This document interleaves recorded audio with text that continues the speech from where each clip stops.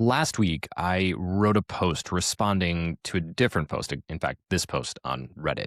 And basically, it was a GIS manager who wrote a post that said that the field of GIS is not dying. And his proof, or a couple different points of his proof, but one of them was that he had a friend who just landed a six-figure job building some autonomous systems within GIS. And the key point that I think he tried to make was that GIS was not in the title or the description of this job. Now, his point is that if GIS is not dying, but we don't call any of these jobs GIS, that is proof that the field is not dying. But a lot of the comments, both on the post that I wrote, as well as on the original post on Reddit, really started to push back against that. If the keyword for our entire profession isn't returning jobs, when you go in and type and look for a job for GIS and you don't get anything back, is the profession growing or actually shrinking? Now, I think the point is here that both people are right. And by the end of this episode, I'm going to actually give you a challenge that I think could change how this entire industry of GIS and geospatial talks about itself. And you can do it wherever you are, wherever you're from.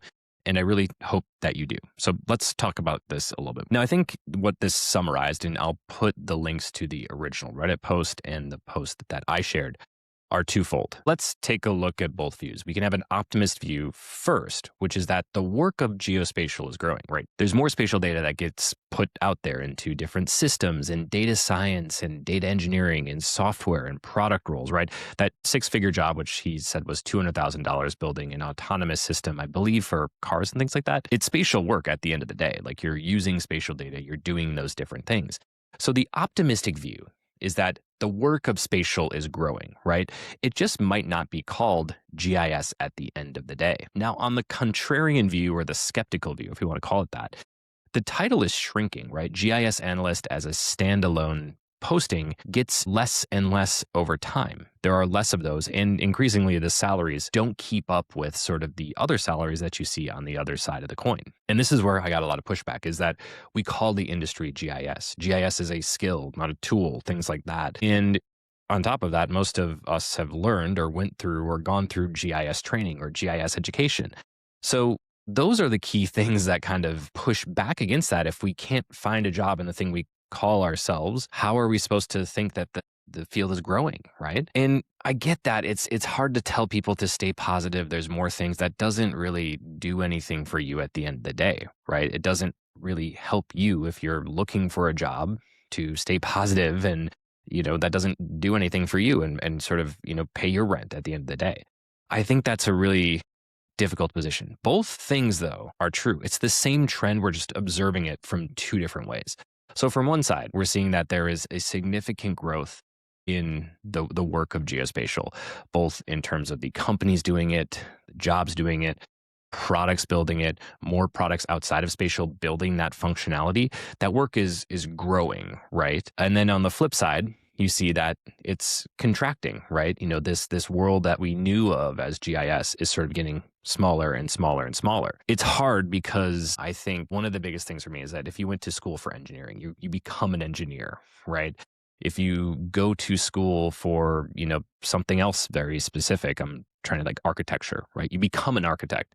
And if you go to school for GIS, you would logically do GIS, right?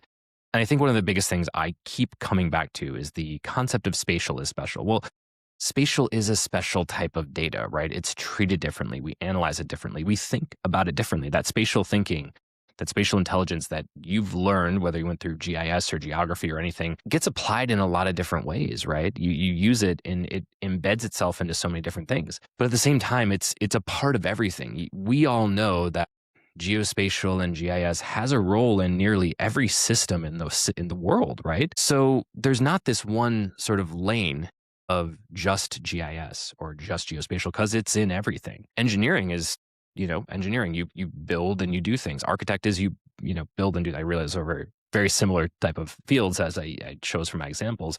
But I think you get the point, is that there's not many things like that are so cross-cutting that it requires sort of its own sort of very clear definition. And there's a good analogy in the comments from this person I'll put up on the screen here if you're watching. But they basically said that geology departments had over time become geoscience, and then earth and environmental sciences The job for geologists never changed. They certainly are needed, but the label got diluted as the work grew. As the work became more expansive over time, that label started to diminish. It wasn't a clear-cut thing. And I think that's the point, is that this trend that we're seeing, while it is disruptive, while it is hard to kind of grasp that you can't just go in, type a GIS job and get a GIS job. The fact of the matter is our skills are in more demand than ever. And that in and of itself is a really good thing. And that's what this post, I think, points to at the end of the day. Now, I want to really start to focus in on this because I've started to talk a little bit more about this in some of the things I've written, both on my newsletter and on LinkedIn and other channels, and I'm putting it here on the podcast. The title of GIS was never the skill. I've said this before. I believe that GIS is a technology, and if you go to Wikipedia and look up GIS, it says it's a technology, right? We are not GIS. We are geographers. We're spatial thinkers, and spatial thinking or spatial intuition, even more than anything else, that is the skill. That's the thing that transfers. Now, where you do that work, whether it's in a GIS, whether you're coding, whether you're thinking about it and writing reports, the formats, all those pieces are interchangeable. And most importantly now, the job titles are incredibly interchangeable. So that's the hard part to grasp, is that work is spreading out in different areas.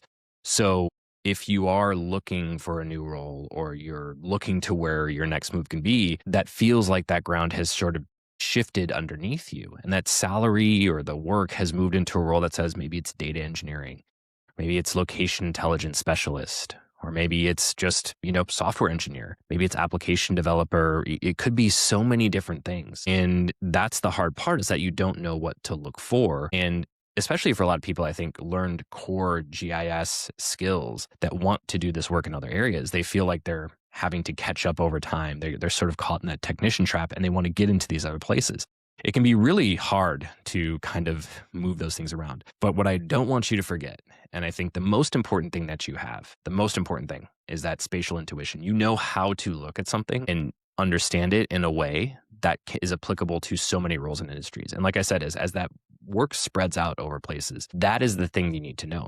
Skills and technology and those things you can learn. In fact, there's a lot of ways you can learn, whether that be from my YouTube, from courses that I have out there, whether that's the skills to do those things, the coding or the software or those different pieces that can be learned. There's 1,000 ways to do that.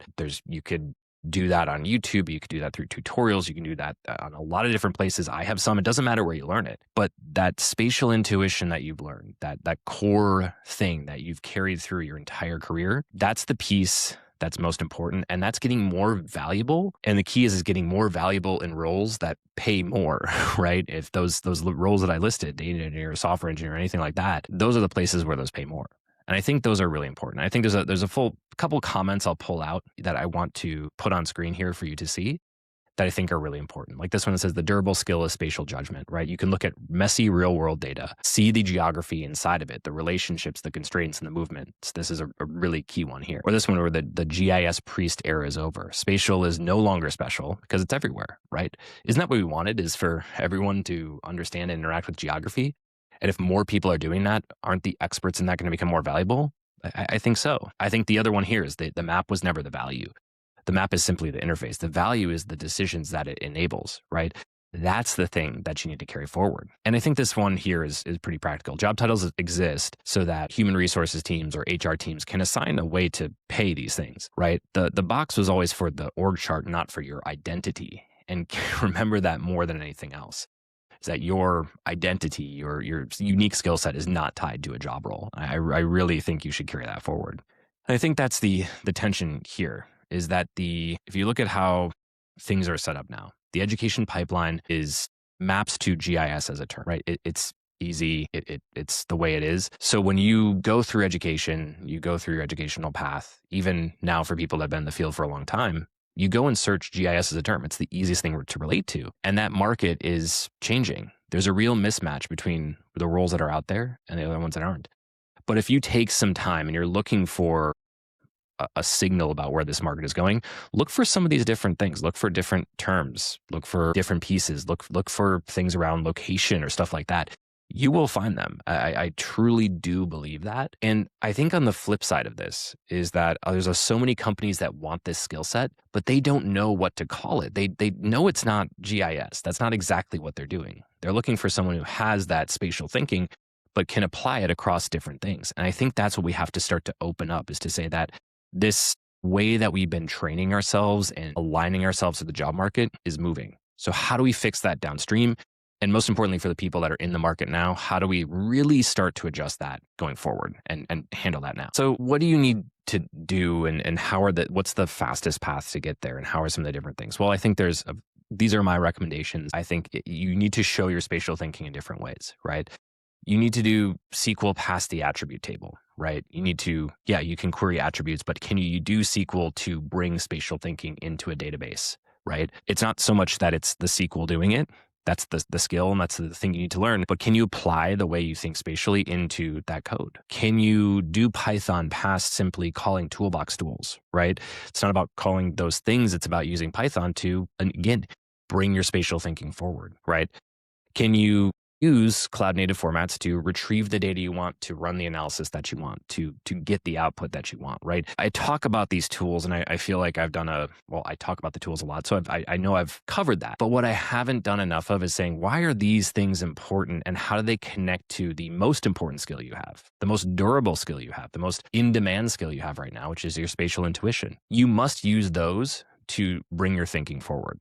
And if we all think like geographers, which is really at the core, at the end of the day, that's what we are, that's going to be the key to help us really move this forward. And now the way to do that, I think most importantly, is having a portfolio that shows that. And I don't mean a portfolio in the traditional sense. You don't need a full portfolio website with the maps and things like that. What I would do is just simply get to a point where you can showcase these things on your LinkedIn profile. And the people that do that really well, to show that I'm doing the work of spatial thinking in a way that maps to these other areas in a very creative way, is really important. And I think you can take it even further and put your own spin on it. You know, you're a spatial thinker in what spaces? Do you work in a specific industry? Do you solve specific problems? What are the problems that you solve? And that's really what people want at the end of the day. They don't want someone to fit in a box of, GIS analyst. They want a creative spatial thinker that can do these things and do them with the toolkits that they're running on.